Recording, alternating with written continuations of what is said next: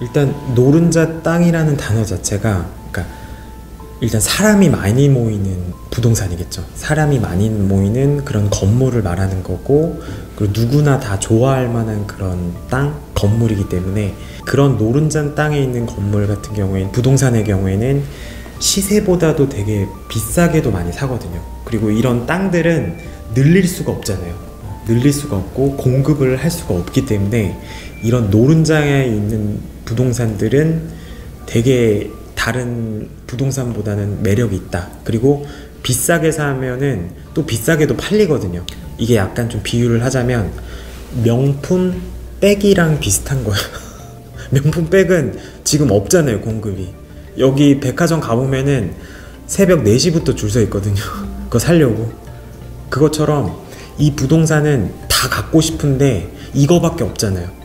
그래서 되게 비싸게도 많이 살려고 합니다. 그래서 노른자 땅의 건물이 되게 좋은 거예요. 저 개인적인 의견입니다. 일단 저는 앞으로 더 주요 지역에 집중이 될 것 같아요. 네, 지금 해외나 다른 데 보면은 다 주요 지역이 더 집중되거든요.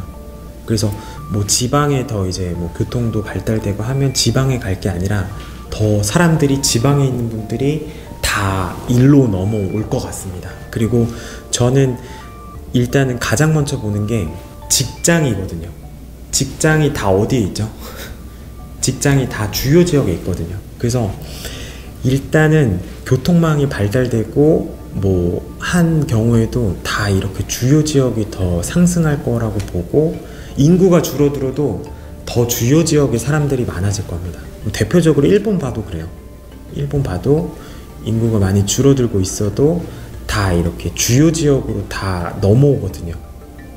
그래서 저는 향후 앞으로 5년간 10년간은 지방이 각광받는 게 아니라 더 주요 지역이 각광받을 것 같고, 저는 좀 더 주요 지역에 뭔가 부동산들을 매입하셨으면 좋겠습니다. 뭐 빌딩뿐만 아니라 아파트도 그렇고 다른 부동산들도 다 주요 지역에 사셨으면 좋겠습니다. 네.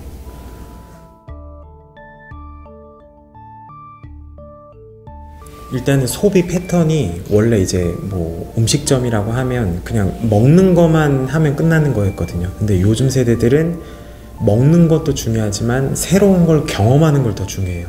그래서 뭐 예를 들어서 성수동 같은 경우에는 공장을 리모델링 한 곳을 가는 건 되게 색다른 경험이잖아요. 되게 색다른 경험입니다. 그래서 그런 새로운 경험들을 하려고 많이 좀 생각을 하는 것 같아요. 그래서 소비 패턴이 그냥 먹는 것뿐만 아니라 그런 게 뭔가 색다른 곳에서 식사뿐만 아니라 이런 색다른 경험을 하는 거를 더 추구하기 때문에 좀 부동산도 상권도 좀 그런 쪽으로 많이 좀 흘러가고 있는 것 같습니다. 그래서 그런 관점에서 뭔가 색다른 지역에 투자하는 것도 괜찮다라고 좀 보여지고요. 네.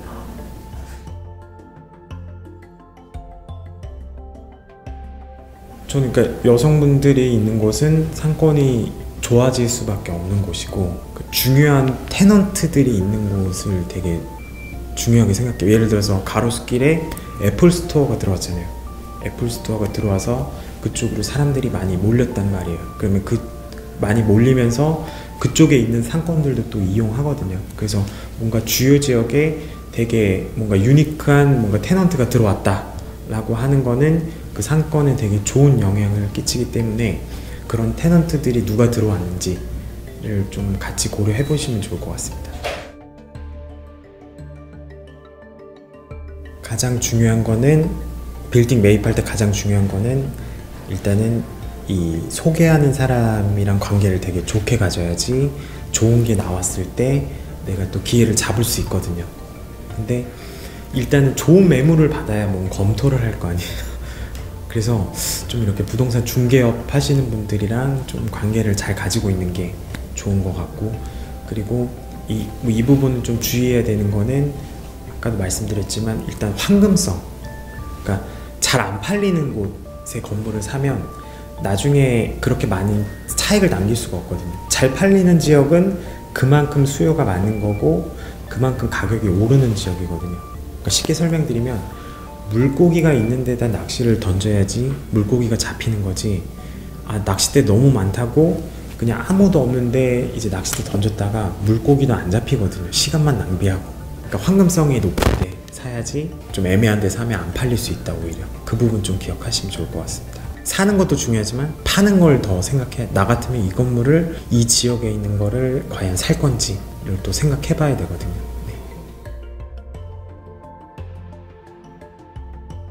일단은 그래도 목돈을 좀 만들긴 해야 돼요. 목돈을 좀 만들어야 하기 때문에 뭐 다른 투자 상품을 좀 투자를 했다가 그래도 어느 정도 목돈이 좀 생기면 아까 말씀드렸던 그런 아파트 정도 투자할 금액은 아니지만 그래도 어느 정도 목돈이 생겼다라고 하면은 그때부터 이제 빌딩 투자를 조금 고려해 보시는 것 좋다라고 생각하고, 월급은 받으시는 분들은 일반 그냥 개인 사업자 분들보다는 은행에서 더 좋게 보기도 하거든요. 그러니까 고정적으로 뭔가 수입이 발생되니까. 그래서 오히려 매입하기가 더 좋긴 하거든요. 처음에 목돈을 만드는 과정이 좀 힘들긴 하지만 목돈이 좀 생겼을 때는 빌딩 매입도 같이 좀 고려해 보셨으면 좋을 것 같습니다. 이게 어찌됐든 근데 생각보다 목돈, 그러니까 돈이 많이 들진 않아요. 대출 잘 이용만 한다면.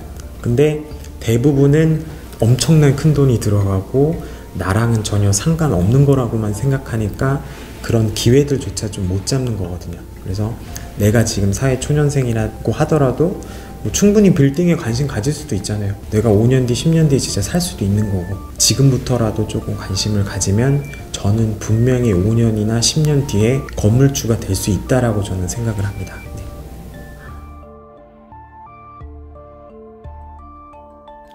투자는 자본주의에 살아남기 위해 반드시 해야 됩니다. 무조건. 여러분의 직장이 내 노후를 평생 보장하지 않습니다. 그래서 투자는 반드시 하셔야 됩니다. 이 자본주의 사회에서 특히 반드시 하세요.